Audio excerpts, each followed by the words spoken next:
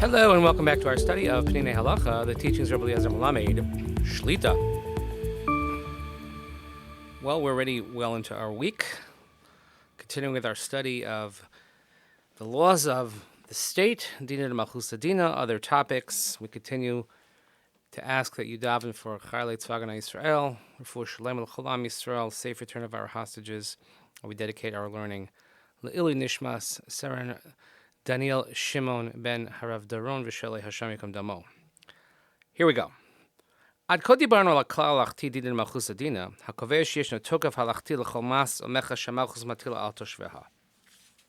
So we've spoken until now about the law of the land, we call dina de malchus adina, and as regards to making laws, for instance, taxes that the government will put on its residents. Atanasif, let's add shetokfam ala mesim minas Yisrael.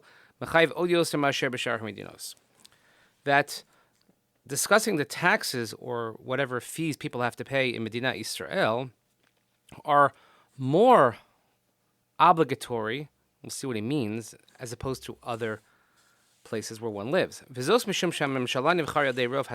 because the government of Israel was chosen, it was voted, elected by the majority of the population. So we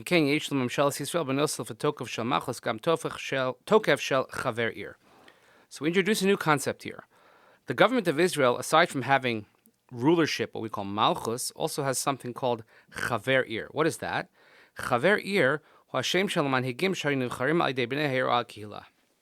chaver ir are the people, the leaders that were chosen by the townspeople or by the community. So in the Gemara, we refer to them as Tuvei Ha'Ir, the finest or the good of the city or the good of the community. And the Rosh writes in his Chuvas in Klal Vav, Semen Yotes, it's clear that whatever the Tuvei HaKol, these individuals, agree to do, whatever institutions, whatever laws, decrees they make on individuals and on the community, they are binding and they must be upheld without even establishing a kinyan. And everything that they say, it's as if they are written and sealed. And he further writes, they even have the power to punish those who do not follow their institutions. There are a number of interpretations and explanations given for this halacha.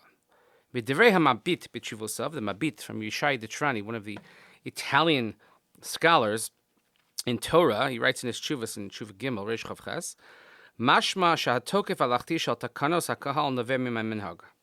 It seems that the strength, the halachic teeth of these enactments of the kahal, they come from minhag. Sheme'achar shatzibur noheg lenahelas enyano ba'ofen shel b'chiras manhigim, because the way it went is that the community would conduct their communal affairs by choosing leaders, and they would enact laws, decrees, taxes, etc., and penalties. So no single individual could cross them, could disagree with them, or decide not to follow them. And he had to follow the ways of the community. There's another opinion that says, when it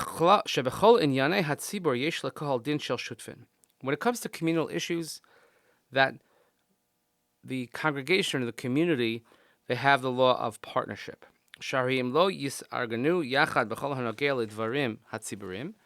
if not everybody goes along with communal affairs, then it'll cause damage to everyone.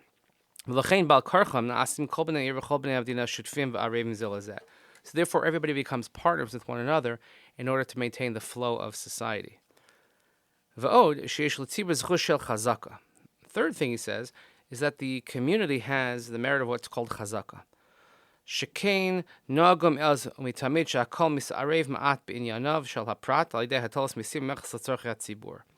That sometimes, and it's always been the case, that when it came to individual matters, they would put that aside for the greater good. In other words, we'll give of our money for taxes because that supports the greater good of the community. And it's known that anything that the community has this sort of holdover, this chazaka, Ein hayachad l'chol levatla. So then no individual can abrogate it. Kamo l'mashal shvil she'over b'chetzro shel yachid u'v'mechsher zman rav over bo rabim. So he gives the example of you have a path that goes through the courtyard of an individual. And after a long period of time, many people of the public go through it. Nikvo legabe halicha b'chazaka. So then it becomes already established that this is a public road. If ein balachatz yochel no yoser es harabim la'avor b'shvil shebechetzro. And therefore the owner cannot say at any point after people have been going through it for so many periods of time, oh, all of a sudden I want it for myself, and I want to prevent the public from going through my property. And this is also the strength of the community because they can levy taxes from the individuals for the sake of the community. You might call this also an outgrowth of what we'd say eminent domain, things like that. But in conclusion, there is an absolute requirement that we have to pay taxes according to the law.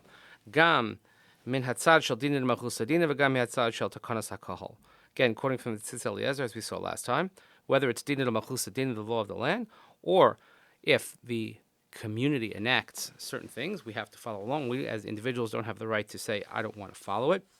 And therefore, we have to go with the flow, pay the taxes, follow the laws, etc., etc., etc. We'll see more of this as we go on. But please, in the meantime, continue davening for Tzvagan on Israel, for Shalem L'chol Am Yisrael, safe return of our hostages. Please remember, Saren Daniel Shimon ben Rav Daron Misheli, Hashem Yikum Damo. Thank you for listening. We'll see you here next time. Have a great day.